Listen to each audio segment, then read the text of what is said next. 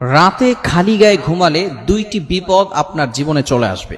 আপনার লাইফে must be দুইটি বিপদ চলে আসবে যারা রাতে খালি গায়ে ঘুমাবে।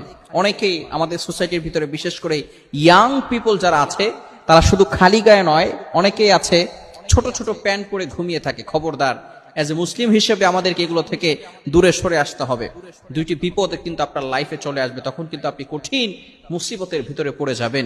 মনে রাখবেন, নবীজি সাল্লাল্লাহু আলাইহি ওয়াসাল্লাম আমাদেরকে সব শিখিয়ে দিয়ে গিয়েছেন। তিনি যখন ইসলাম প্রচার করার সুযোগ পেয়েছেন, নবুয়ত প্রাপ্ত হয়েছেন, তারপরে 23 বছরের জিন্দেগিতে নবীজি সাল্লাল্লাহু আলাইহি সাল্লাম আমাদেরকে এ টু জেড সব শিক্ষা দিয়েছেন। একটি বিপদ হচ্ছে যারা রাতে খালি গায়ে ঘুমাবে, ফেরেশতারা লজ্জাবোধ করে সেখান থেকে চলে যাওয়ার কারণে, একটু দূরে সরে যাওয়ার কারণে সেখানে কিন্তু বিভিন্ন ধরনের পোকামাকড় আমাদেরকে অ্যাটাক করতে পারে।